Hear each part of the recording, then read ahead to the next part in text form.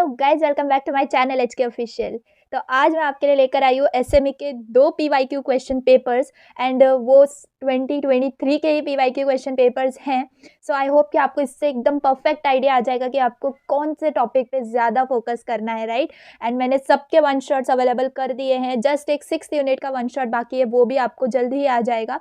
And yes, आप ये PYQs prefer करें अगर आपका सिलेबस कंप्लीट हो गया है। आपको यही सब सॉल्व करके देखना है। एक बार मतलब टाइम सेट कर लो एंड एक एक क्वेश्चन पेपर को सॉल्व करने लो एंड यू कैन नो कि आपको कौन से टॉपिक में मतलब आपको ज़्यादा फोकस करना है और या फिर कुछ ज़्यादा पढ़ने की ज़रूरत है, ठीक है।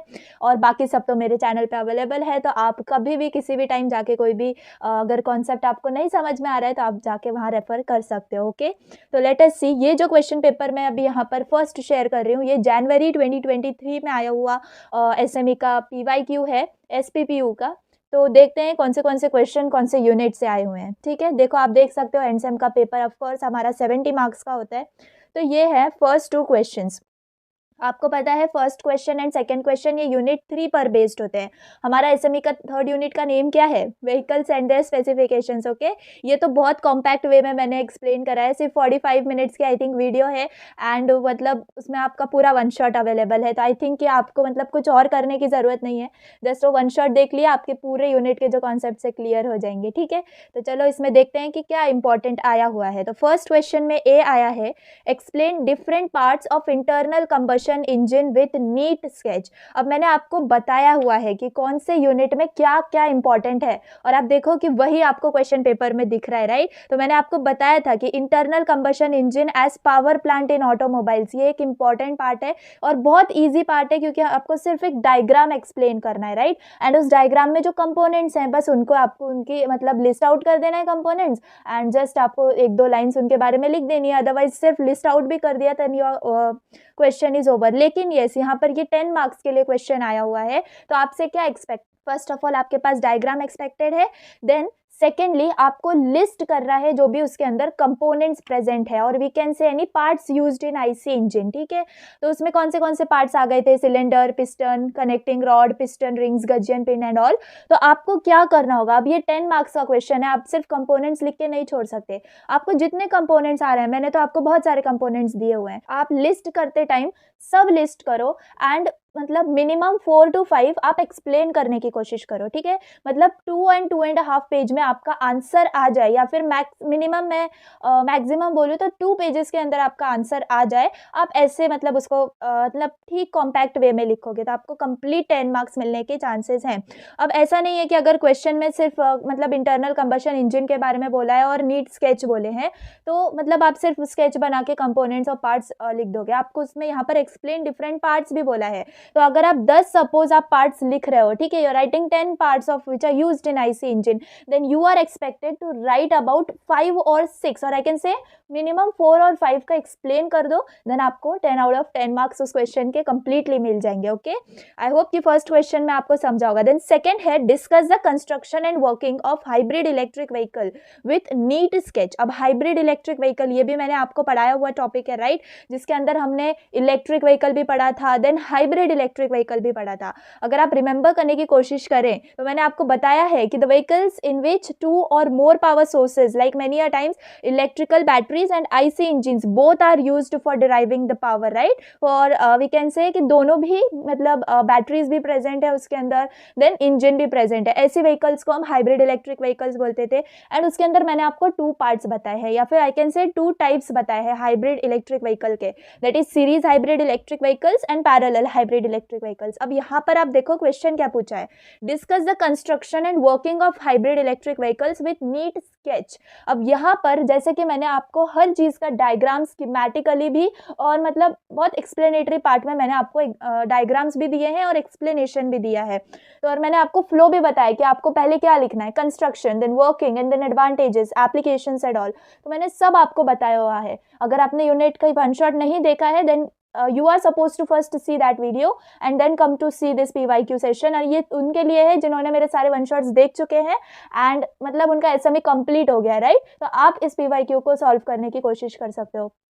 तो ठीक है, अभी यहाँ पर हमें क्या करना होगा, अगर हाइब्रिड इलेक्ट्रिक व्हीकल को हमें एक्सप्लेन करना है तो मैंने आपको बताया था कि आपको सबसे पहले तो एक्सप्लेन करना है कि हाइब्रिड इलेक्ट्रिक व्हीकल्स क्या होते हैं, राइट। उसके बाद आपको टाइप्स एक्सप्लेन करना है, सीरीज और पैरेलल, ठीक है। मैंने दोनों के भी डायग्राम्स आपको दिए हुए हैं, तो आप सीरीज और पैरेलल हाइब्रिड इलेक्ट्रिक व्हीकल्स को एक्सप्लेन कर दीजिए, एडवांटेजेस डिसएडवांटेजेस लिख दीजिए और एप्लीकेशंस लिख दीजिए, बस आपका 8 मार्क्स कंप्लीट होता है उधर ही, ठीक है। आई होप कि आपको क्वेश्चन 1 में ए और बी समझ में आ गए होंगे। अब क्वेश्चन 2 देखते हैं, जिसके अंदर ए है, list specifications of vehicle for LMV and explain any 4 specifications. Okay, तो ये भी जो है आपके नोट्स के अंदर अवेलेबल है। और जहां पर LMV क्या होता है, रिमेंबर व्हाट इज LMV, आपने वन शॉट देखा होगा तो आपको पता होगा। एंड यू कैन कमेंट में कि LMV का फुल फॉर्म क्या है, एंड एनी इन्फॉर्मेशन अगर आपको पता है तो वो भी कमेंट कर दो, ठीक है। तो चलो, ये भी सिर्फ हमें स्पेसिफिकेशन ही एक्सप्लेन करने हैं व्हीकल के, कौन से व्हीकल के, LMV। Okay, and explain any 4 specifications. And then B में आया है, explain working of battery electric vehicle with need diagram, ठीक है। इलेक्ट्रिक व्हीकल जो है हमारी बैटरी पे ही चलती है, जस्ट हमें वो एक्सप्लेन करना है, ठीक है। अगर आपको एग्जाम में BEV आया, like explain working of BEV, तो आप को एक्सपेक्टेड है कि आपको BEV का फुल फॉर्म पता हो। अब वहां पर आप किसी को पूछ नहीं सकते कि what is BEV, that time you have to know that is battery electric vehicle. या फिर HEV आ गया, explain working of HEV, that time you have to know that it is hybrid electric vehicle. Okay, तो बस आपको वही explain करना है, and diagram is mandatory here. Okay, so ये हो गया हमारा यूनिट 3 के बारे में। उसके बाद हमारे थर्ड और फोर्थ क्वेश्चन हमारे यूनिट 4 के ऊपर बेस्ड होते हैं, ठीक है। अब मेरा यूनिट 4 आई होप आप सब ने देख लिया होगा एंड आपको समझ में आ गया होगा कि आपको उसमें से क्या करना है। यूनिट 4 का नेम क्या था, व्हीकल सिस्टम्स, जिसमें हमने अलग अलग व्हीकल्स के सिस्टम्स पढ़े थे, राइट। तो उसमें मतलब इंजन कूलिंग सिस्टम आ गया था, power transmission system, braking system, then we have also seen suspension system, safety system, steering system. Okay, मैंने बहुत डीपली एक्सप्लेन किए थे सारे सिस्टम्स। ओके, तो यहाँ पर आपको क्वेश्चन 3 में ए कौन सा क्वेश्चन है, देखिए, explain working of disc brake with neat line diagram. अब ये ब्रेकिंग सिस्टम में का एक टाइप ऑफ ब्रेक है, दैट इज डिस्क ब्रेक, ठीक है। तो उसको आपको एक्सप्लेन करना है एंड डायग्राम भी एक्सपेक्टेड है। लिस्ट एनी 2 एप्लीकेशंस, ठीक है। तो मैंने एप्लीकेशंस भी आपको बताए हुए हैं, एंड आप अगर चाहो तो आप, जैसे यहाँ पर डिस्क ब्रेक पूछा है, राइट, तो हमने एक और कौन सा ब्रेक पढ़ा था, ड्रम ब्रेक, तो आप वो भी इसी के साथ साथ अपना रिवीजन कर लो, ठीक है। जब भी आप डिस्क ब्रेक पढ़ रहे हो तो ड्रम ब्रेक भी पढ़ लो, क्योंकि उसका जो डायग्राम है वो easy and it is expected कि वो भी क्वेश्चन आ सकता है, ठीक है। आई होप कि आपको ये समझा होगा। एंड एनी 2 एप्लीकेशंस हमें बताने हैं। फिर है explain telescopic suspension system with need diagram. अब यहाँ पर आपको क्या पूछा है, टेलीस्कोपिक सस्पेंशन सिस्टम कौन सा है, ये सस्पेंशन सिस्टम के अंदर का पार्ट है। Okay, and it is very important, मैंने आपको यूनिट पढ़ाते वक्त ही वन शॉट में बताया हुआ है कि टेलीस्कोपिक सस्पेंशन सिस्टम, जिसको हम spring damper type suspension system भी बोलते थे, तो वो बहुत ज्यादा 6 to 8 मार्क्स के लिए पूछा जाता है, एंड यहाँ पर इट इज 7 मार्क्स, ठीक है। प्रूफ आपके सामने है। तो यहाँ पर मैंने आपको वर्किंग भी बताई थी, डायग्राम भी बताया था, एंड यहाँ पर अगर एक्सप्लेन बोला है तो आप मार्क्स के हिसाब से आप अपना डायग्राम लिख दो, थोड़ी वर्किंग लिख दो, एडवांटेज डिसएडवांटेज एप्लीकेशंस लिख के वाइंड अप कर दो उस क्वेश्चन को। आई होप आपको ये भी समझा होगा। अब इसके और में क्वेश्चन क्या है, question 4A, state functions of following automobile components, that is transmission system, gearbox, propeller shaft, suspension system, cooling system। अब यहाँ पर आपको सिर्फ फंक्शन स्टेट करना है कि ट्रांसमिशन सिस्टम क्या करता है, गियरबॉक्स क्या करता है, प्रोपेलर शाफ्ट क्या करती है, देन सस्पेंशन सिस्टम का वर्किंग क्या है, देन कूलिंग सिस्टम। तो जस्ट आपको फंक्शन स्टेट करने हैं, आपको सबके डायग्राम्स नहीं बनाने हैं, रिमेंबर, ठीक है। एंड अगर यहाँ पर कितने हैं, transmission system 1, 2 gearbox, 3 propeller shaft, 4 suspension system and 5 cooling system, यानी कि 2 मार्क्स ईच सिस्टम को दिया है।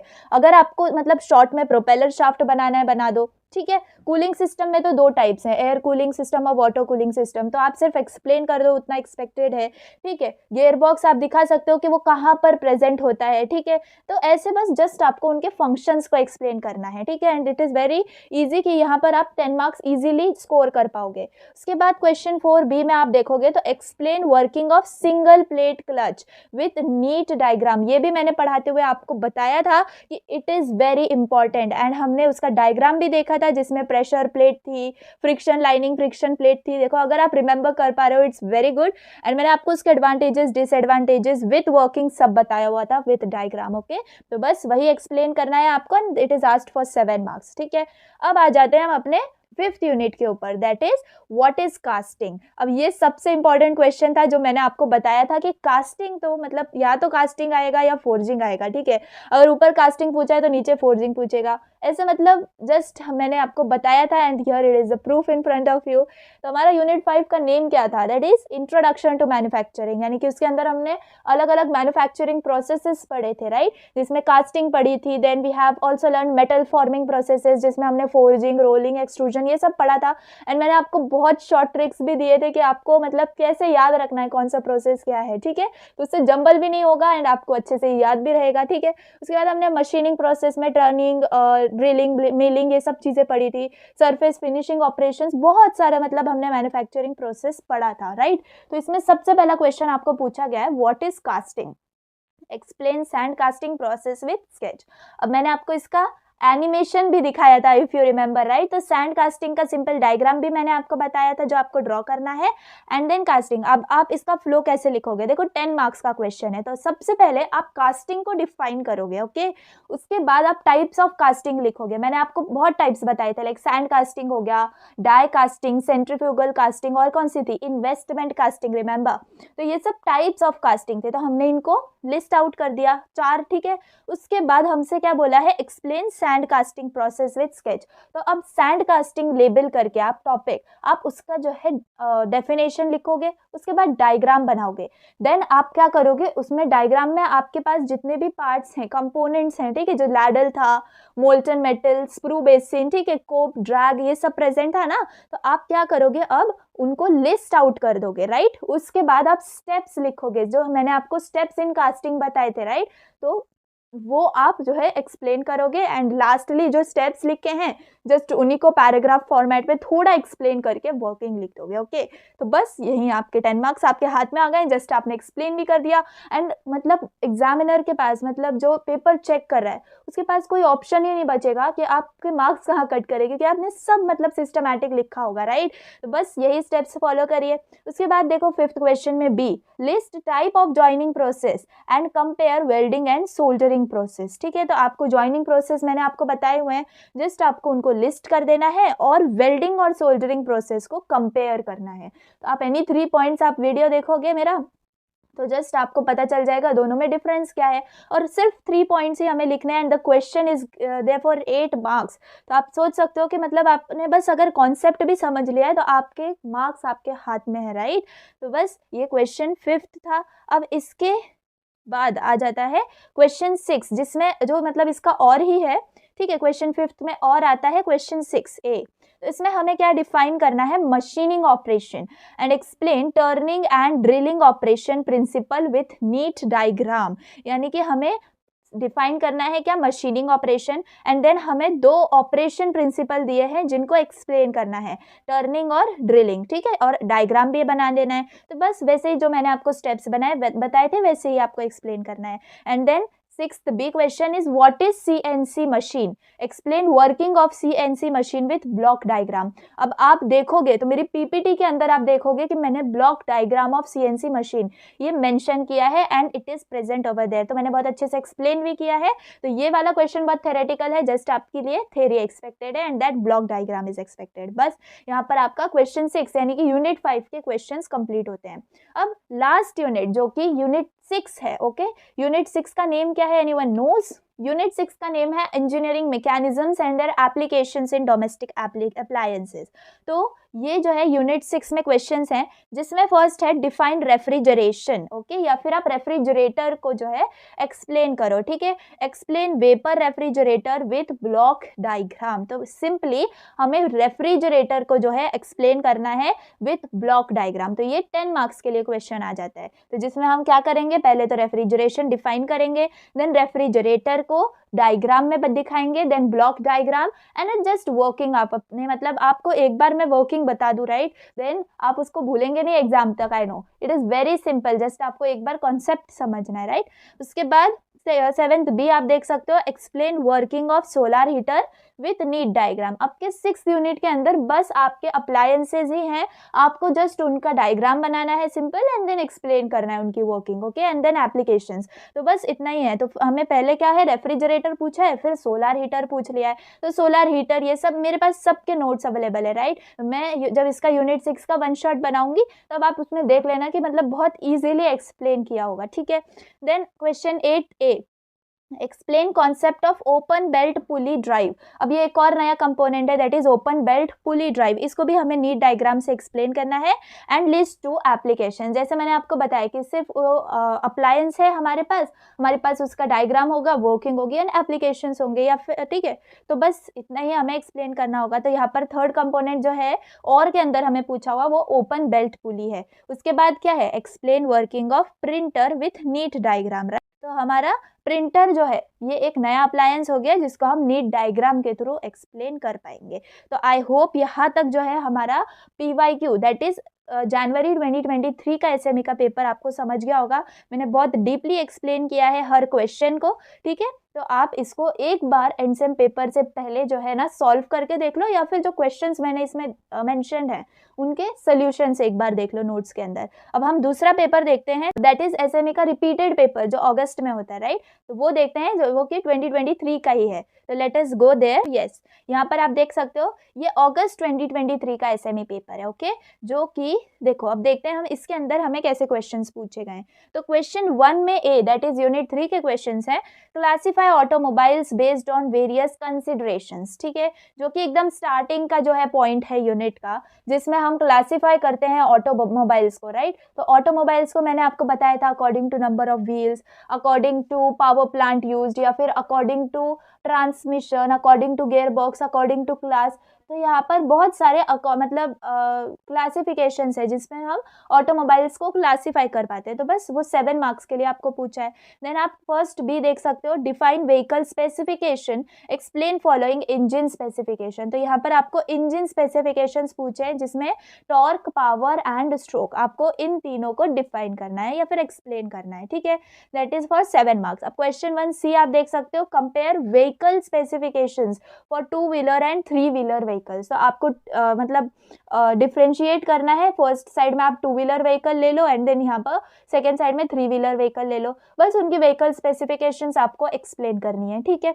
Then we have question 2A जिसमें आप देख सकते हो, explain various components of SI engine with neat sketch. Again ये क्वेश्चन हमारे जनवरी 2023 में भी पूछा हुआ था, यानी कि it is repeated one, okay. तो ये इंपॉर्टेंट क्वेश्चन है। तो explain various components of SI engine with neat sketch, वही क्वेश्चन है 7 मार्क्स के लिए। Then explain hybrid vehicle and neat with neat sketch, mention its component. ये भी लास्ट टाइम पूछा हुआ है जनवरी में, तो यही क्वेश्चन रिपीटेड होते हैं, ठीक है। Then state difference between electric and hybrid vehicle with examples, ठीक है। जस्ट यहाँ पर अब हमें क्या कर देना है, डिफरेंस बनानी है और डिफरेंस एक्सप्लेन करनी है इलेक्ट्रिक और हाइब्रिड व्हीकल्स में। Then we have question 3A जिसमें आप देख सकते हो कि explain the working principle of ABS system. अब ये किससे के रिलेटेड हो गया, सेफ्टी सिस्टम के रिलेटेड, ठीक है, जो हमारा 4th यूनिट में है। सो ABS सिस्टम हमें एक्सप्लेन करना है विथ नीट स्केच, राइट, और state its importance over conventional braking system. तो ये मैंने आपको बहुत अच्छे से एक्सप्लेन किया है, राइट। अगर आपने यूनिट देखा होगा तो आपको पता होगा। देन क्वेश्चन 3B है, explain construction and working of disc brake system with neat sketch. तो यहाँ पर भी डिस्क ब्रेक सिस्टम पूछा है जो कि लास्ट टाइम भी पूछा हुआ है, right.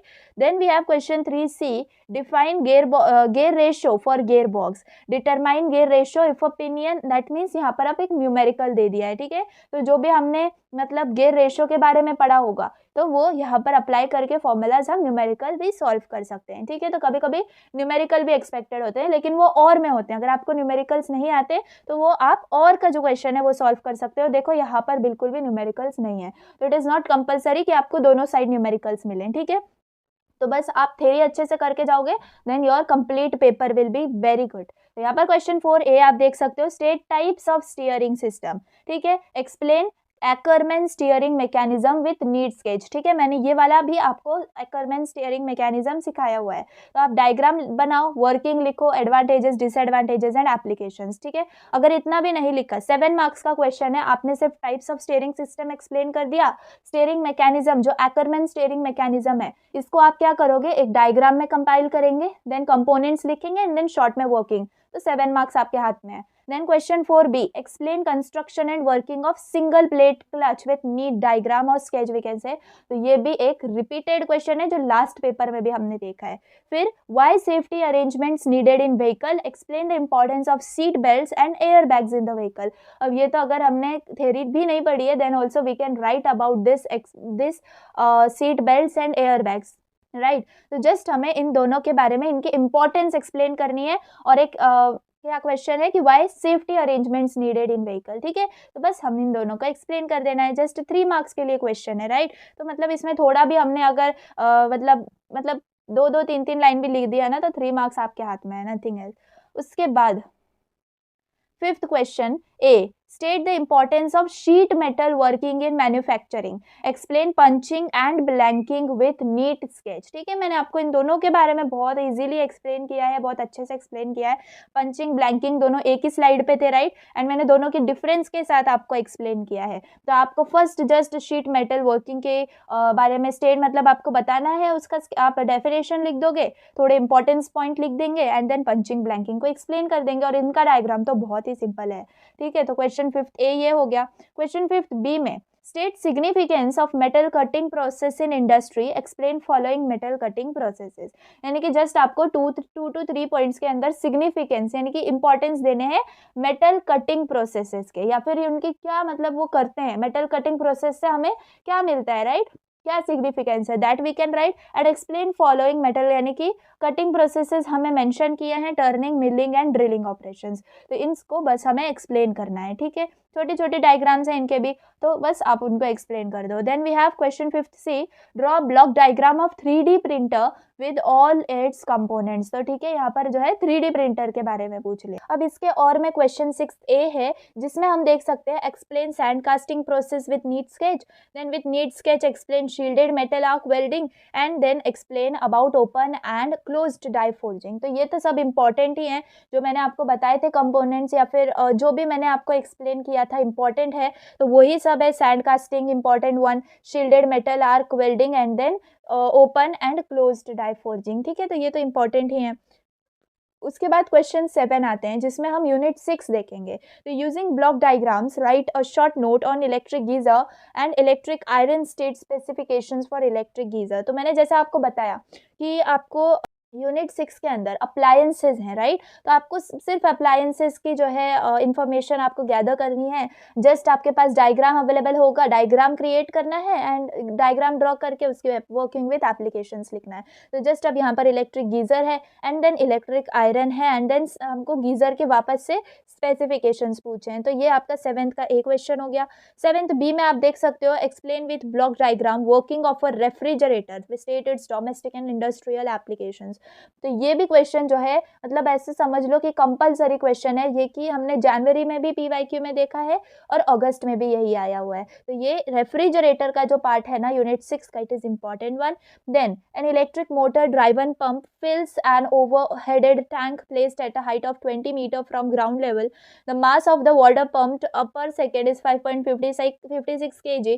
Input power of motor is this much and calculate the efficiency of motor. तो अगर आपने यूनिट 1 और यूनिट 2 पढ़ा हुआ है तो उसके अंदर ये जो है न्यूमेरिकल्स मतलब न्यूमेरिकल्स के जो फॉर्मूलेज हैं तो ये यूनिट 1 और यूनिट 2 से कभी कभी पूछे जाते हैं। यूनिट 6 के अंदर हमें जैसे क्वेश्चन पेपर में हम देख रहे हैं तो ये वाला जो क्वेश्चन है ये यूनिट 1 यूनिट 2 के अंदर जो हमने इन सब में पेपर दे चुके हैं ना, तो उसमें एक बार आप जो है ना न्यूमेरिकल्स के जो फॉर्मूलेज हैं वो सब देख के जाइए। अदरवाइज अगर आप न्यूमेरिकल्स ऑप्शन में छोड़ रहे हैं देन इट्स ओके, आप और में जो है वो लिख सकते हो, ठीक है। यहाँ पर भी आप देख सकते हो, लेकिन इस वाले क्वेश्चन पेपर में अब ये रिपीटेड क्वेश्चन पेपर है तो थोड़ा सा टफ बनाना मैंडेटरी हो जाता है। तो यहाँ पर आप देख सकते हो कि अगेन रेफ्रिजरेटर के ऊपर जो है न्यूमेरिकल आया हुआ है। तो सीओपी जो है हमने पढ़ा हुआ है सिंपल, मैंने आपको एक्सप्लेन भी किया होगा यूनिट 2 के अंदर। तो जो थर्मोडायनेमिक्स हमारा यूनिट 2 था, तो उसके अंदर ये COP ऑफ रेफ्रिजरेशन, ये तो बहुत सिंपल कॉन्सेप्ट है, हम 10th 11th 12th से पढ़ते आ रहे हैं। तो जस्ट ये वाला ईज़ी न्यूमेरिकली आता है यूनिट 6 के अंदर, बस आपको कॉन्सेप्ट याद होना चाहिए। चलिए 8th क्वेश्चन ए में देखते हैं क्या पूछा है। Using block diagram explain the application of blower in kitchen chimney and vacuum cleaner. तो ब्लोअर एक कंपोनेंट है जो जिसमें हम डिफरेंट एप्लीकेशंस देखते हैं, जिसमें किचन चिमनी और वैक्यूम क्लीनर भी आता है। तो इन दोनों को जो है अप्लायंसेस को हमें एक्सप्लेन करना है बाय यूजिंग ब्लॉक डायग्राम, जो कि 7 मार्क्स का क्वेश्चन है। देन 8th बी में आप देख सकते हो, state various application of springs in domestic appliances. तो स्प्रिंग्स जो है ना, उसके हमें एप्लीकेशंस देने हैं। अब मैं जब आपको यूनिट 6 पढ़ाऊंगी, तब मैं आपको स्प्रिंग्स के सब टाइप्स बताऊंगी, एंड टाइप्स में मतलब हम कहाँ कहाँ उनको डेली लाइफ में यूज़ कर रहे हैं ना, वो भी मैं आपको बताऊंगी। तो ये है स्प्रिंग्स से रिलेटेड। फिर आपको with need sketch explain any one mechanism making use of spring, and then यहाँ पर COP ऑफ रेफ्रिजरेटर से रिलेटेड जो है न्यूमेरिकल है। तो बस यही था हमारा अगस्त 2023 का अभी ही जो हुआ है जस्ट रिसेंटली PYQ। ठीक है, तो आई होप आपको समझा होगा कि क्या क्या इम्पोर्टेंट है, राइट। तो ये सारी चीज़ें जो मैंने वन शॉट्स में भी आपको बताई हैं कि क्या क्या चीज़ें इम्पोर्टेंट है, एंड वही आप जो है PYQs में भी देख सकते हो, एंड ऑफ कोर्स डेफिनेटली वो ही आपके जो है ना क्वेश्चन पेपर में भी आपको दिखेंगे। तो आई होप कि आपको मतलब अच्छा लग रहा है, एंड आप जो भी है मुझे फॉलो कर रहे हो जो भी लोग, तो उनको सबको मैं प्रे करती हूँ कि सबके जो है अच्छे मार्क्स आए। सब मतलब इट इज़ नॉट लाइक कि जो मेरी वीडियोस देख रहे हैं वही, सभी के एंड पेपर बहुत अच्छे जाएँ, एंड आई होप कि आपको SME, BEE, फिजिक्स, PPS जो भी मैंने लेक्चर्स अपलोड करके रखे हैं, आपको सब मतलब अच्छे से समझ में आते होंगे, and you will take it as your revision. बिल्कुल भी आपने अगर यूनिट्स नहीं पढ़े हैं, then also this one shot will help you a lot. मैंने हर एक कॉन्सेप्ट को बहुत ईजी लैंग्वेज में एंड बहुत एक्सप्लेनेटरी डिटेल में एक्सप्लेन किया है। तो अगर आपको मतलब ये वन शॉट्स अच्छे लगते हैं, तो प्लीज़ ये वन शॉट्स को आप अपने फ्रेंड्स में शेयर करें। एंड अगर आपने स्टिल सब्सक्राइब नहीं किया मेरे चैनल को, तो please go and hit the subscribe button. And अगर इस वीडियो में आपको थोड़ी भी इंपॉर्टेंट चीज़ें मिली हैं, तो प्लीज़ लाइक भी करना। एंड येस, आगे भी अगर आपको ऐसे PYQ सेशंस चाहिए और सब्जेक्ट्स के भी, तो आप मुझे कमेंट कर सकते हो, मैं ऐसे ही वीडियोज़ लेके आती रहूँगी। And till the time, keep studying, keep working hard. Thanks for watching.